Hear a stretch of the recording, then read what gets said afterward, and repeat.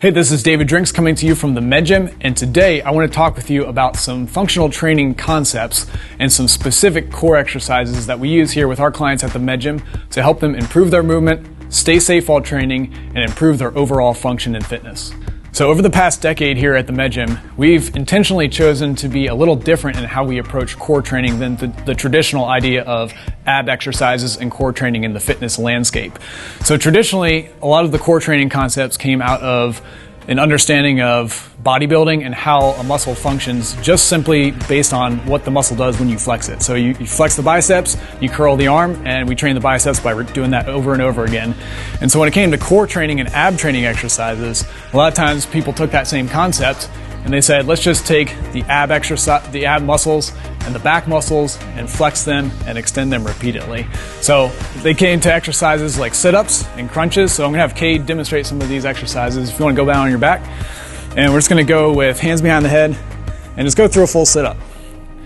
He's gonna come up, he's gonna flex, and he's gonna come back down, and he's using the ab muscles to engage and to flex the spine. And same with like a crunch where we're just doing partial range of motion, but the same idea is we're crunching and repeatedly flexing and relaxing to utilize these core muscles. And same thing now, like when we see, okay, we don't just have core muscles here, we have obliques, we have these diagonal muscles. So then they said, well, we need to start training those by doing exercises where we go like bicycles and we do elbow to knee. So go ahead and just run through a couple bicycle ab exercises, going elbow to knee. Now we got flexing and twisting. And so the concept of these core exercises in one sense makes sense because we're flexing and using these, but the problem with those core exercises is two main things. Number one is they're not functional, meaning they don't actually train the core in the way it functions in real life, and that's anything from regular life function to sport and athletic activities. And number two is these exercises actually have the potential to cause pain and damage to the spine. And so what we know from core training and a biomechanical analysis of the spine, some of the research that's been done recently, is that the exact mechanisms that cause spine pain and spine damage, such as disc bulges, disc herniations, is the same flexing and twisting. So if you go through that sit-up again, we get, the abs are on, they're engaged, but we get this lumbar spine flexion, and go ahead and come on back down. And if we go from that to a flex and a twist, we get a little bit of flexion of that lumbar spine with rotation. And those are the exact mechanisms that actually put compression and then a posterior pressure on the discs in the spine, which is the mechanism that leads to breaking down of the integrity of the spine. So as we talk about core training and making it functional as well as safe for the spine, we want to move away from that whole concept and start focusing on what can we do to train the core in real life as well as how it's safe for the spine. So to go from training the traditional way of core exercise where we're focused on flexing and extending to more of a functional and also a spine-friendly method of core training, we're going to talk about how the core is actually designed to function in everyday life. And so the core and the spine are these unique structures that are made to allow movement, but also to stiffen and to stabilize and protect the spine against excessive movement and excessive stress and strain. And what happens a lot of times when people throw their low back out, they do a movement and they create pain in their low back, is that they're not effectively stiffening and stabilizing 360 degrees around the core, kind of like the role of a lifting belt that stiffens and stabilizes. But you have your own internal lifting belt, which is all these ab muscles and core muscles that we need to train people how to stiffen and stabilize so that they don't throw their low back under the bus. So the first concept is just baseline stiffness and stabilization in a neutral spine position. So to do this, we're gonna set up in a curl up position. So for this one, we're going to put the hands under the lumbar spine, and we just wanna get it right up above the top of the pelvis, maintain the normal lumbar curve. And so we want this neutral spine where there's a normal curvature in the spine, and we're not doing excessive flexion or extension of the back. We're also gonna have one leg bent and one leg flat. So we take the hip flexor muscle group a little bit out of this. As those hip flexors engage as you go to do like a crunching or a sit-up exercise, that puts even more compression on the spine. So we're gonna do a very lumbar spine friendly ab exercise, and we're gonna focus on the 360-degree stiffness and stabilization around the core. So I'm going to have Cade just do a very small movement, unweighting the head and the shoulders off the ground, not flexing, but just stiffening, stabilizing. Everything here stays exactly the same. We're just creating a little bit of a lift, holding, breathing, and then coming right back down. So we're going to hold this for about 5 to 10 seconds. We're going to create some stiffness and stabilization, but we're also going to relax so that we get this repeated reflexive stiffening, stabilization around the spine, relax, contract again, stiffen and stabilize, and that's how the core is meant to function in everyday life. So we train the abdominals in that manner, and then we're going to go up and do a bird dog exercise to talk about the back extensors. So as he flips over here, we've got these muscles in the back of the body, and instead of doing some flexing and extending of this lumbar spine, we're going to create stiffness and stabilization in a neutral spine. So I'm going to have you just do some flexion and extension. So he's going to find this neutral spine position by flexing, extending, and going right in the middle of those two, where it feels like he's in the middle. And then I'm going to ask him to just brace, stiffen, stabilize. And now we're going to create motion, not at the spine, but at the hip and at the shoulder. So I'm going to have him stabilize here and do opposite arm and leg extension. And now we're training the body to create movement at the extremities while we stiffen and stabilize at the core. So another way we like to train the core once we start to create just general stiffness and stability around the spine in a neutral spine position is we want to teach whole body integrated movement, but not in a really repetitive flexing and twisting type way where we're trying to burn out the abs. We actually want to go back to fundamental neurological development patterns, how babies, how toddlers learn to move as they learn to engage their core to transfer force and to move and roll around. And one real basic but incredibly powerful way of doing that is some easy rolling on the ground. So I'm gonna have Cade set up and demonstrate this.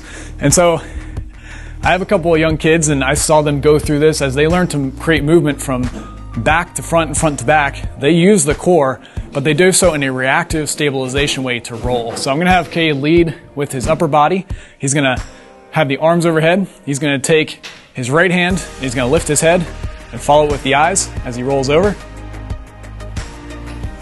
And he's gonna come back and reach, following the hand with the eyes to create some movement and some of this coiling and uncoiling at the spine and to reactively stiffen and stabilize the core to create that movement. And as he does that, he's gonna go from upper body now to lower body rolling. He's gonna kick one leg up, he's gonna lift, and he's gonna engage the core in a reflexive way as he moves the extremity. He's going to come back and roll the other way. So we get this reflexive engagement of the core as he goes to roll that is not this strong brace and stiffen and stabilize, but a way to uncoil and coil the core to move while protecting the spine in this reflexive pattern. The other thing we're going to do to train this reflexive stabilization is teaching people to stiffen first at the core, the proximal parts of the body, and then move the extremities. And so we can't effectively move our legs, our arms, and create power and movement until we have a strong foundation of a stable core. And one great way to train that is to do what we call a core engaged straight leg raise. So I'm gonna have Cade set up with this band as his resistance overhead, and he's gonna bring his feet together. We're gonna go straight legs, and all he's gonna do is pull down with straight arms first to engage the core. So we get this reflexive central trunk stabilization as he pulls down, and now he's going to hold that as he moves his leg through a leg raise pattern. He's going to come back down and reset, relax the arms, release that contraction, so we get some of this stiffening, stabilizing movement, relax, reset, and then reflexively re-engage, lift the leg, and come back down. Awesome. So we see this pattern of reflexive stabilization by creating some proximal stability at the core and then creating movement through the body based on that in a much more effective and functional way to train the core than repetitive flexing and extending of the spine. And so now we want to talk about those same concepts of stiffness and stabilization as we train the core muscles to reflexively stabilize and control unwanted motion at the spine. But if you want to train the core at a little bit higher level, say you have athletic goals, you want to make sure you're working hard and you're training at a higher level, there's ways to do that, but ways that are smart versus, just burning up the core and trying to do a bunch of flexing and twisting. So one great exercise we do is a physio ball rollout, or you can also do this with an ab wheel as a rollout exercise. So what he's going to do is he's in a plank position from the shoulders down to the knees, and he's going to use the ball to roll down as he maintains his spine position. So he's got motion at the shoulders, but everything through the midsection is stiffening and bracing and preventing unwanted extension at the lumbar spine. So go ahead and do a couple.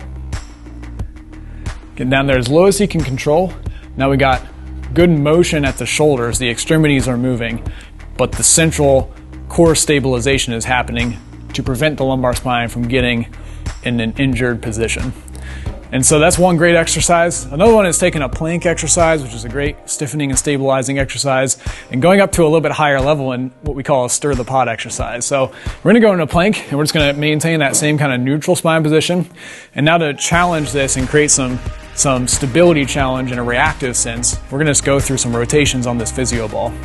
So as he rotates the shoulder, we're creating movement around the shoulder joint, but we're asking him to stabilize at the midsection at the core. And so he's getting this reactive force. Now as he goes overhead, there's some extension trying to push his spine down. As he goes out to the side, it's trying to twist him and trying to rotate him. And he's got to just fight against all that to maintain this reactive stiffness and stabilization. He's starting to struggle a little bit now. That was good. So I've talked about how the core, it works in this reactive stabilization way. And if we stabilize and stiffen the core muscles, it actually unlocks movement at the extremities. And so we want to train people to first learn how to stiffen and stabilize their midsection and then create movement at their extremities. And I want to demonstrate a way that this actually functions, and you can see this visibly in real life. So Cade is going to go through just a basic straight leg raise, and he's just going to do it like he normally would, just kind of keeping relaxed here, and he's going to just raise his right leg as high as you can.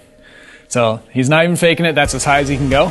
So he's got a little limitation there, and traditionally we might say, okay, he's got to stretch his hamstrings, he's got some problems with flexibility. But if we just take this concept of reflexive and fundamental core stabilization that unlocks the movement through the rest of the body, I'm going to ask him to just lock his core down. So he's going to just tighten it up. He's going to posterior tilt his pelvis. So when he engages his core, it tilts the pelvis back a little bit and it sets it in a better position for movement. And he's going to go ahead and do that same leg raise. And he's right up to 90 degrees. So he didn't even have to go and stretch. We just have to teach him now to reflexively stabilize the core first, and that unlocks his mobility so he can move better without even having to go stretch his hamstrings. So you can see as we walk through those different types of core exercises that we're taking some of the traditional core training concepts of bodybuilding and creating a muscle burn by flexing and extending the spine, and flipping that to more of a functional and a safe way of training the core muscles so that we can teach people how to train their bodies in a way that keeps them safe and healthy, reduces the risk of injury, and also trains their body in a way that how it functions in everyday life so that they can go out, they can move better, feel better, and live better.